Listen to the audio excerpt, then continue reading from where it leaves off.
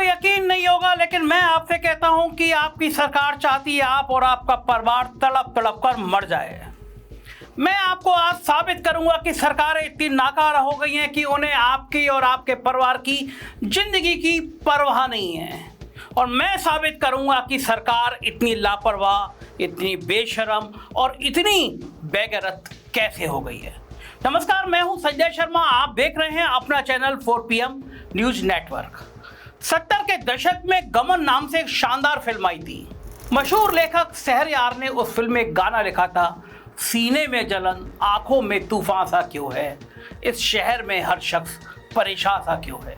आज ये गाना हकीकत बन गया है। केवल किसी दुख के चलते ही सीने में जलन नहीं है, बल्कि जहरीली हवा और प्रदूषण के बीच सच में हर किसी के सीने में जलन और आंखों में भी जलन हो गई है। हर किसी का सीना और आंखें जल रहे हैं। पंजाब से लेकर हरियाणा, दिल्ली से लेकर लखनऊ, पूरा उत्तर भारत जहरीली हवा में सांस ले रहा है। कुछ दिनों से हवा इतनी खराब हो गई है कि केवल बच्चे, बूढ़े और बीमार ही परेशान नहीं हैं, बल्कि हर किसी को सांस लेने में तकलीफ हो रही है, आंखों में जलन महसूस हो रही है और हल्का सा सर दर्द हमेशा बना रहता है। पिछले एक हफ्ते से AQI का सत्र 400 पार चल रहा है। 18 नवंबर को दिल्ली में AQI 1000 के ऊपर चला गया। इसलिए हर कोई तकलीफ में है, अपनी मौत को पास में देख रहा है, तड़प रहा है। AQI के इन बड़े नंबरों के मायने क्या हैं, ये मैं आपको समझाता हूँ। AQI यानी एयर क्वालिटी इंडेक्स, हिंदी में कहें तो हवा की क्वालिटी यानी गुणवत्ता नापने का तरीका। अगर AQI 50 से कम है मतलब हवा साफ और अच्छी है। अगर AQI 200 तक भी है तो भी वो हवा सांस लेने लायक है। मगर इसके बाद हवा में प्रदूषण का सत्र बढ़ता चला जाता है। 200 से 400 AQI का मतलब हवा बहुत खराब, 400 से 500 का सत्र हवा की क्वालिटी को यानी गंभीर हालत में ले आता है। डॉक्टर के मुताबिक 400 के पार AQI का मतलब है कि हवा में मौजूद प्रदूषण के कारण हमारे शरीर के अंगों पर प्रभाव डालने लगते हैं। शुरुआती लक्षणों में नाक बंद हो जाती है, सिर दर्द होता है और शरीर में कई जगह पे खुजली होने लगती है। लेकिन ऐसी हवा में अगर लंबे समय तक आप सांस लेंगे तो अस्थमा जैसी गंभीर बीमारियां आपके शरीर में प्रवेश कर लेंगी। अखबारों के हवाले से खबर है कि इस समय दिल्ली की हवा में सांस लेना एक दिन में 50 सिगरेट पीने के बराबर है। और जब जनता का दम घुट रहा है, सांस लेने के लिए लोग त्राही कर रहे हैं, उस वक्त मोदी जी क्या कर रहे हैं? वही जो पिछले 14 साल से कर रहे हैं, चुनावी रैलियां। इस महीने में महाराष्ट्र चुनाव के लिए यही कर रहे थे, अगले महीने से दिल्ली के चुनाव के लिए फिर ये करने लगेंगे और फिर बिहार के चुनाव। समझ नहीं आता मोदी जी प्रधानमंत्री हैं या बस भारतीय जनता पार्टी के प्रचार मंत्री। जिस देश के पूर्व में मणिपुर जल रहा है, पश्चिम में विदर्भ इलाके में सूखे से किसान आत्महत्या कर रहे हैं, दक्षिण में वायनाड में बाढ़ जैसी आपदा से आम आदमी दुखी है और पूरे उत्तर भारत में प्रदूषण ने कहर बरपा रखा है, वो देश के प्रधानमंत्री के पास इन सब दिशाओं में घूमने का वक्त तो है, मगर केवल चुनावी प्रचार के लिए। चलिए मान लेते हैं कि मोदी जी पूरे देश के नेता हैं, हर जगह चुनावों में जाना पड़ता होगा, लेकिन उत्तर प्रदेश के मुख्यमंत्री अपने राज्य छोड़कर महाराष्ट्र के चुनाव में क्यों रैली कर रहे हैं, क्यों बांट रहे हैं, क्यों काट रहे हैं? क्या लखनऊ की हवा लंदन जैसी साफ हो गई है? जैसे योगी जी को कोई काम ही करने को नहीं बचा है। इसी उत्तर प्रदेश के झांसी में आग की दुर्घटना में 1 दर्जन भर नवजात बच्चों ने अपना दम तोड़ दिया। इसलिए दम तोड़ दिया क्योंकि अस्पताल में आग से निपटने की पूरी सुविधा नहीं थी। और जब योगी सरकार के डिप्टी सीएम ब्रजेश पाठक अस्पताल के दौरे पर गए तो रास्ते में पहले चूना डाल दिया गया, VIP ढंग से सजाया गया। जब ध्रुव राठी ने अपने वीडियो में बहुत आलोचना की तो ब्रजेश पाठक ने आदेश किया कि मेरे स्वागत में कभी कहीं पे भी चूना ना डाला जाए। बताइए कोई कैसे कर सकता है? मानो बच्चों की मौत पर शोक प्रकट करने नहीं बल्कि कोई उद्घाटन करने आए हो डिप्टी सीएम, और जिस उत्तर प्रदेश में ये सब चल रहा हो वहां का मुख्यमंत्री महाराष्ट्र में जाकर रैलियों में हिंदू मुसलमान कर रहा है। मुसलमान और हिंदू को एक दूसरे से तो खतरा नहीं है, मगर दोनों को और साथ में सभी धर्मों के लोगों को जहरीली हवा से बराबर का खतरा है। अगर योगी और मोदी सिर्फ हिंदुओं के लिए अलग से हवा चला सकते हो तो फिर मैं भी धर्म के नाम पर वोट दे दूंगा। मगर अलग हवा तो बहुत दूर की बात है, जहरीली हवा को भी नेताओं ने धर्म के नाम पर बांट दिया है। बताता हूं कैसे। ये बेसिक नॉलेज है कि उत्तर भारत में सर्दियों में तापमान भी कम रहता है, हवाएं भी धीरे चलती हैं, जिस वजह से प्रदूषण के कण और कार्बन मोनोऑक्साइड गैस से भरा धुआं वातावरण में बहुत ऊपर नहीं जाता, हमारे आसपास बना रहता है। इस वजह से AQI का माप बढ़ जाता है। इसी मौसम में दिवाली भी आती है। अब ना हम मौसम के मिजाज को बदल सकते हैं, ना दिवाली के वक्त को। मिठाई, अच्छे कपड़े, लोगों से मिलना, पूजा पाठ, बहुत कुछ है दिवाली में करने के लिए, बहुत कुछ है और सब करते भी हैं। मगर अब राजनीतिक माहौल ऐसा बना दिया गया है कि दिवाली पर अगर पटाखे नहीं छोड़े तो मानो हिंदू ही नहीं हो। किस किताब में लिखा है कि पटाखे छोड़ने से ही दिवाली की पूजा पूरी होगी? सिर्फ राजनीति की किताब में यह लिखा होता है, काटने बांटने वालों की किताब में यह लिखा होता है। हमें आंखों के सामने दिख रहा है कि हमारा बच्चा पहले से ही मौसमी खांसी जुकाम से परेशान है। हमारे हाथ का स्मार्टफोन बता रहा है कि AQI 400 के पार है, लेकिन अपने ही बच्चे के हाथ में धुएं से भरी फुलझड़ी दे देते हैं। धुएं के बीच में और धुआं, क्योंकि नेताओं के भाषण कह रहे हैं कि बटोगे तो कटोगे, यानी साथ रहो, हिंदू धर्म का गौरव दिखाओ, पटाखे छोड़ाओ, चाहे धुएं में सांस लेते हुए मर भी जाओ। इस साल दिवाली से अगले दिन प्रदूषण 875% बढ़ गया। ऐसी हवा में क्या बस एक धर्म का आदमी सांस लेता है? नहीं, हिंदू भी इसी हवा में सांस लेता है। किसी नेता ने नहीं कहा कि भाइयों दिवाली से तकलीफ नहीं है।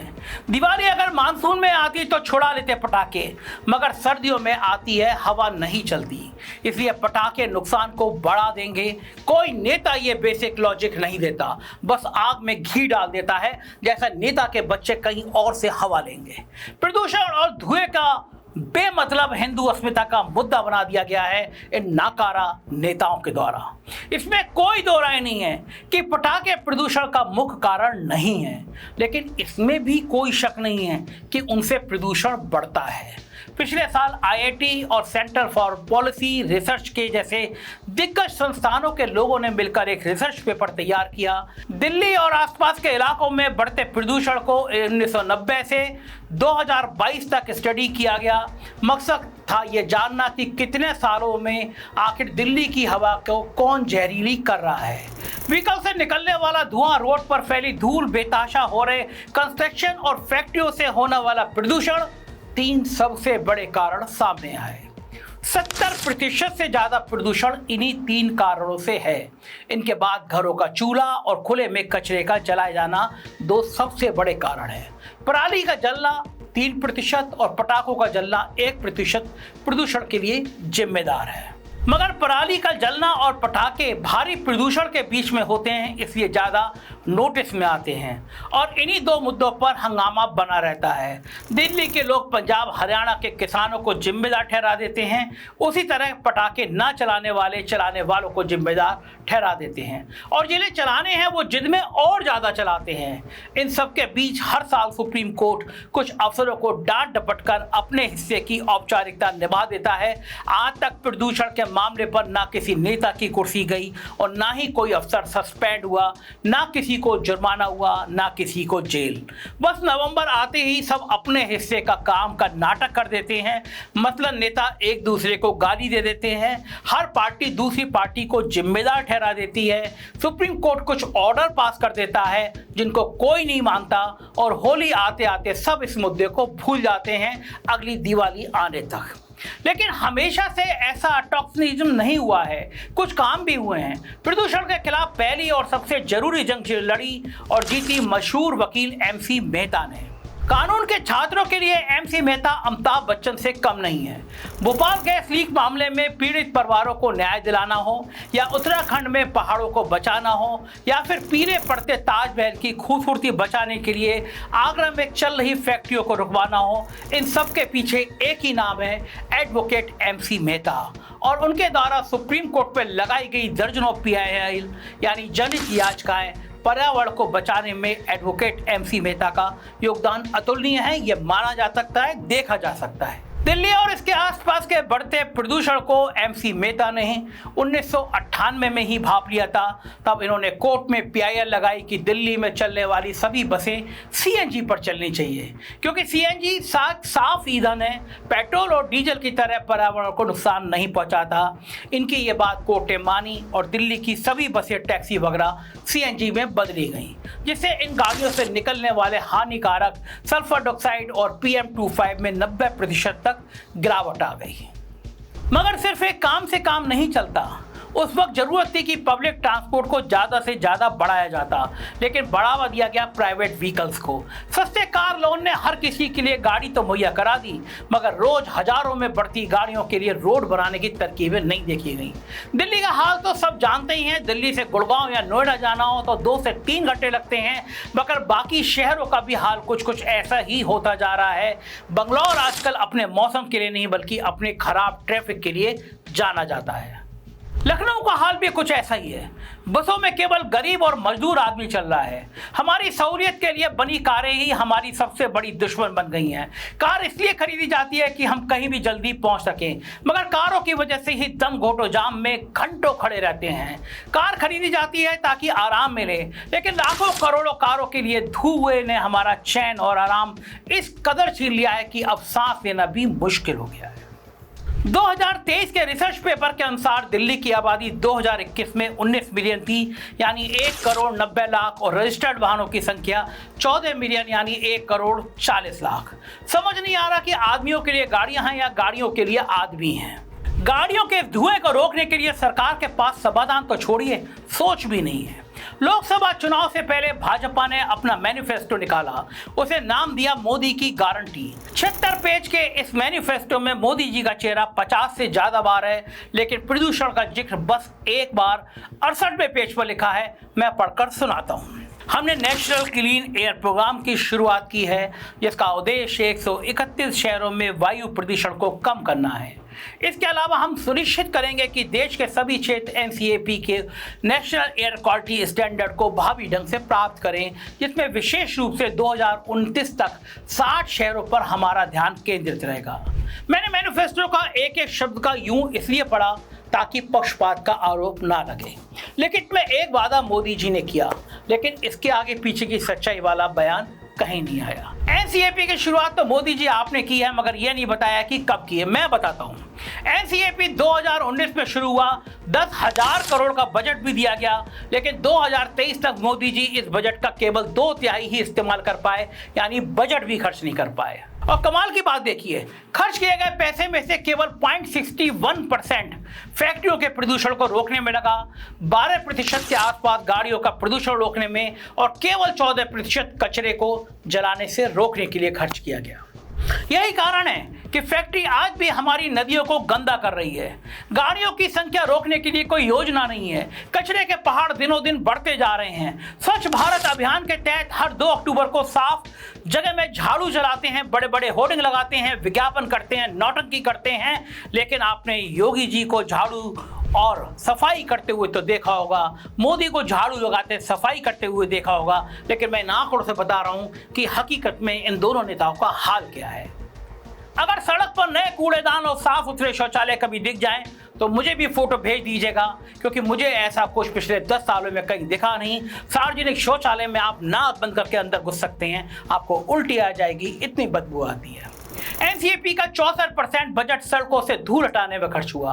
आंखों में धूल झोंकने वाले मुहावरे का इससे अच्छा उदाहरण कहीं और नहीं मिलेगा। सड़कें वैसी ही धूल से भरी हुई हैं। 4,000 करोड़ 2023 तक धूल हटाने में उड़ भी चुके हैं, लेकिन मोदी की गारंटी ने 2024 में फिर से 2 लाइन लिखकर प्रदूषण वैसे ही मिटा दिया जैसे हम सबके खाते में मोदी जी ने 15 लाख डाले थे। ऐसा नहीं है कि प्रदूषण का कहर बाकी दुनिया ने ना झेला हो। 5 दिसंबर 1952 को लंदन शहर धुएं से भरे कोहरे से गिर गया, जिसे ग्रेट स्मॉग का नारा दिया गया। 4 दिन तक कुछ दिखाई नहीं दिया। सैकड़ों लोगों की दम घुटने से मौत हो गई, लेकिन इसके बाद ब्रिटेन की सरकार जाग गई। फैक्ट्रियों को लंदन शहर से बाहर भेज दिया गया। थेम्स नदी में किसी भी तरह का वेस्ट डालने, कूड़ा डालने का, कचरा डालने को अपराध बना दिया गया और नदी को सिर्फ नदी मानने वाले अंग्रेजों की थेम्स नदी शहर के बीचों बीच साफ पानी के साथ बहती है। और हमारे मोदी जी ने अपने को गंगा माँ का बेटा बताने वाले मोदी जी के राज में गंगा और यमुना को पूजा तो जाता है मगर साफ नहीं किया जाता। दुनिया की 12 सबसे प्रदूषित नदियों में गंगा सबसे ऊपर है, जिन्हें वो मोदी जी कहते हैं मैं बुलाया है, माँ गंगा ने बुलाया है। उस गंगा का ये हाल भाजपा सरकार में और बढ़ता जा रहा है। यानी बेटे मोदी के 10 सालों के अथक प्रयासों के बावजूद गंगा मैया पहले स्थान पर आ गई है गंदगी में, प्रदूषित होने में। यमुना मैया को भी हमने पीछे नहीं रहने दिया, वो 9वें स्थान पर है। हम सबको मिलकर शर्म आनी चाहिए, क्योंकि हम सब भी जिम्मेदार हैं अपने पाप धोने और पुण्य कमाने के लिए नदियों को गंदा करते रहते हैं। भला माँ के साथ इस तरह का बर्ताव कौन करता है? नीदरलैंड जैसे देश दूसरा सबसे बड़ा उदाहरण है। बढ़ती सड़क दुर्घटना और प्रदूषण से तंग आकर यहाँ की सरकार ने गाड़ियों के बजाय साइकिल पर जोर दिया। आज वहाँ की राजधानी एम्स्टर्डम में सड़क पर हजारों साइकिलें चलती हुई देखी जा सकती हैं। पब्लिक ट्रांसपोर्ट के नाम पर हर कुछ मिनटों में चलने वाली रेल है और गाड़ियां सड़कों पर काफी कम हैं। मोदी रातों रात नोट बंद करा सकते हैं, लेकिन गाड़ियों के प्रदूषण को रोकने के लिए कोई सोच नहीं है। योगी बने बनाए घर पर बुलडोजर चलाने में विश्वास रखते हैं, लेकिन बनते और टूटते घरों के बीच उड़ती हुई धूल को रोकने के लिए कोई उपाय नहीं है। अयोध्या में सरयू और बनारस में गंगा नदी पर लाखों दियों से देव दिवाली मनाई जाती है, मगर फिर उसके बाद क्या होता है कुछ पता नहीं। अगले दिन बुझे हुए दियों के डिस्पोजल और मैनेजमेंट के लिए कोई योजना नहीं है। ऐसे हालातों में एक सच्ची घटना याद आ गई। मार्टिन निमोलर नाम के एक जर्मनी पादरी थे। हिटलर द्वारा यहूदियों के नरसंहार के बाद इस पादरी ने एक बात कही थी जो आज भी होलोकॉस्ट म्यूजियम में दर्ज है। उसका हिंदी रूपांतरण मैं आपको सुनाता हूँ।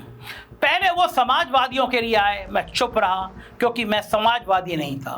फिर वो मिल मजदूरों के लिए आए, मैं चुप रहा क्योंकि मैं मिल मजदूर नहीं था। उसके बाद वो यहूदियों के लिए आए, मैं तब भी चुप रहा क्योंकि मैं यहूदी नहीं था। और फिर वो मेरे लिए आए और तब तक मेरे लिए बोलने वाला कोई नहीं बचा था। दोस्तों, आज हमारे साथ भी कुछ ऐसा है। नेताओं ने धर्म, जाति, संप्रदाय में हमें ऐसा बांट दिया है कि हम बेवजह के मुद्दों में उलझे रहते हैं। और जब आज सब कोई, मैं और आप, मेरा और आपका परिवार जहरीली सांस ले रहे हैं, तब इस मुद्दे पर एक साथ बोलने के लिए कोई बचा नहीं।